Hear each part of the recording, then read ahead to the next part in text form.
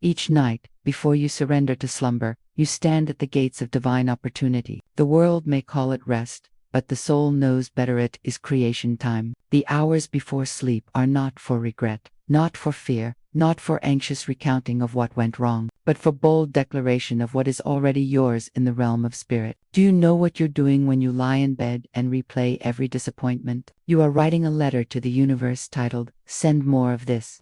But tonight, we write a new letter. We send out a new order. Say it with power. Infinite supply is mine. I do not strive. I receive. My wealth is not coming, it is already here. Oh, my friends, the world will tell you that riches come from toil, from labor, from ceaseless struggle. But I am here to declare a higher law.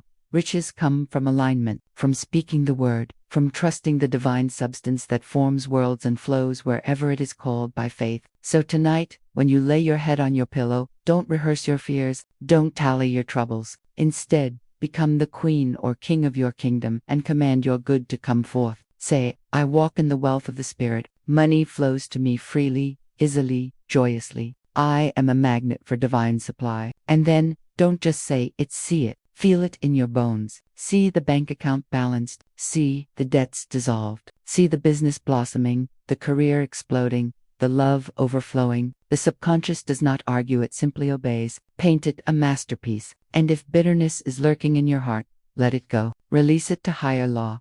Forgiveness isn't a favor to others, it is a favor to your future. Say, I release and I am released. Divine justice is now in control. Let go of control, let go of worry, and then only then can the angels work overnight on your behalf. While you sleep, the machinery of miracles is moving. Ideas are being born, connections are aligning, doors are unlocking. But you must expect it. You must believe and receive before you perceive. Say it now. Something wonderful is happening to me tonight. I will wake up rich in ideas, in favor, in money, in miracles. You do not beg, you do not plead, you declare, because the universe does not respond to need, it responds to faith. So tonight, before your eyes close, make it a holy moment. Decree your wealth, forgive your past, visualize the prize, expect the miracle, and by morning, don't be surprised when you awaken not just richer in money, but in magic. Thank you. Go known. Sleep like a millionaire in spirit. The words you speak are not mere sounds, they are creative forces. Every time your lips move, every time your inner voice murmurs, you are issuing instructions to the great, universal mind.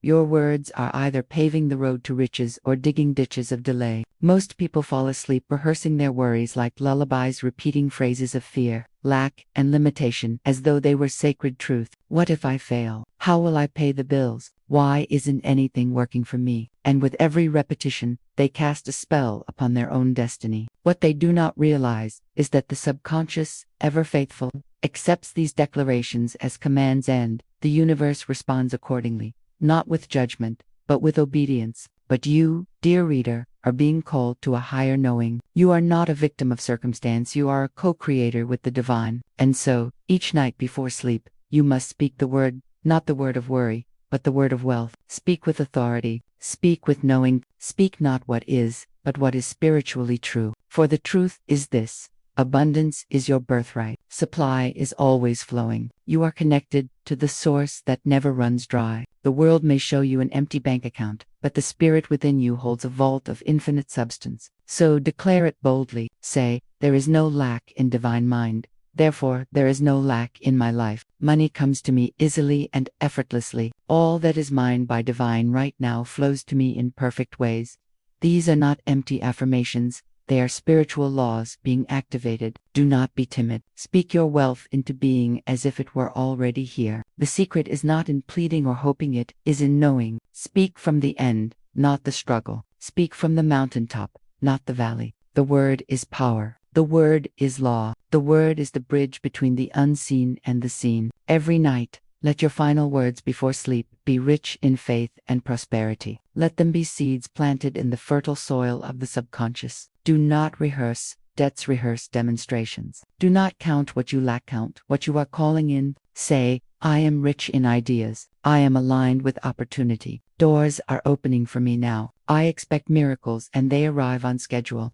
If you have nothing else to say, say this: God is my instant, constant, and lavish supply. Say it until it feels real. Say it until the vibration rises in you. Say it until you drift to sleep under the blanket of divine confidence. For in that moment, the creative forces of heaven and earth conspire to deliver what you have spoken. And when morning comes, you will rise not in worry, but in wealth, because you remembered your power, and you spoke the word. What you hold in your mind before sleep becomes the blueprint for what you will hold in your hand tomorrow. The subconscious mind is like rich soil. It accepts every image, every thought, every feeling you impress upon it. But it does not choose between what is good or bad, what is desired or feared. It simply says yes to whatever is planted with emotion and repetition. And yet, so many lie in bed and rehearse their defeats, relive their worst moments, and imagine the worst-case scenarios. They turn their minds into theaters of failure, and then they wonder why life brings them more of the same. They see the obstacles so clearly that they forget the outcome entirely. But you must become the artist of your own reality. You must paint new pictures with the brush of faith. Each night before you sleep, close your eyes and cast aside the appearance of things. The outer world may still show struggle, debt, loneliness, or delay, but the truth lives in the unseen. In the stillness of your mind, dare to see only the outcome. See the problem already solved. See the account already filled. See the doors already opened. You are not here to figure out the how. You are here to see the it is done. Feel it real. Do not simply think the picture, step into it. See yourself living in the reality you desire. See the phone call bringing good news. See the email confirming the opportunity. Feel the texture of abundance in your very being. You are not fantasizing. You are instructing the subconscious, and the subconscious is always listening. It speaks the language of feeling and imagery far better than the language of logic. If you worry before bed, you are programming delays. If you fear before bed, you are summoning resistance. But if you visualize the outcome with clarity and gratitude, you are creating a magnetic field that draws it into form. Do not say, I want to be rich. Say, I am now living a rich and joyful life. Do not say, I hope it works out. Say, everything is working in my favor now. Then see it. See yourself walking through the dream home. See the balance in your bank account. See your body radiant and whole. The vision must come first. The form follows the vision, just as night follows day. Every great achievement was once just an image in someone's mind. Do not underestimate the power of this practice. What you hold in consciousness must eventually appear in your experience. Do it night after night until the vision becomes more real to you than the obstacle ever was. Until the inner world becomes so strong, so bright, so convincing that the outer world has no choice but to catch up. You are not trapped by circumstance. You are guided by vision. The unseen reality is the true reality. And when you sleep with the outcome in your heart, you will rise to find that what once seemed impossible has already begun to take form. Expectation is a powerful force, more powerful than hope, more magnetic than effort, and more sacred than wishing. What you expect, you prepare for. And what you prepare for, you make room for. Most people go to sleep asking, hoping, even begging for answers or breakthroughs, but deep down, they do not truly expect anything to happen. They carry doubt into their dreams and wake up to more of the same. But the one who expects miracles does not ask if they are coming. They know they are already on the way. Expectation is the oil that lights the lamp of faith. It is the inner conviction that the universe is working, even while you rest. It is the awareness that something is happening behind the scenes, beyond logic, beyond effort. Before you close your eyes at night, you must rise in consciousness and declare, something wonderful is happening for me now. I do not know how or when or through whom, but I know it is already unfolding. That is the voice of spiritual certainty. That is the heart of the miracle. When you expect miracles, you become a conductor for unseen forces. You give them permission to move. You lift your vibration from doubt to trust, from fear to flow. This is not arrogance, it is alignment. It is standing in the divine, knowing that what is yours by spiritual right cannot be delayed, denied, or diminished. And as you lay your head on the pillow, you do not say, I hope this works. You say, it is done.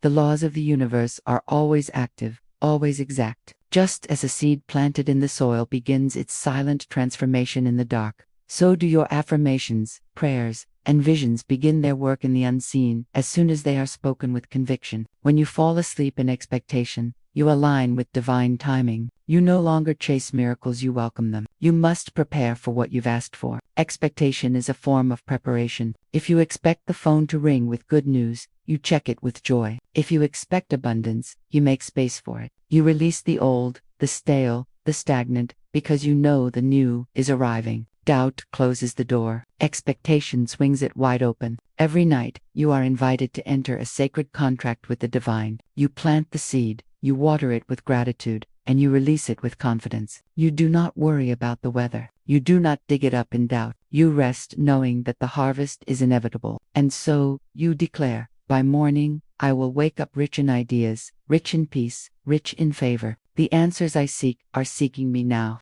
This is the way of the miracle worker. Not to strive, but to trust. Not to chase, but to claim. You were never meant to beg for blessings. You were meant to expect them. And when you do, they never fail to arrive.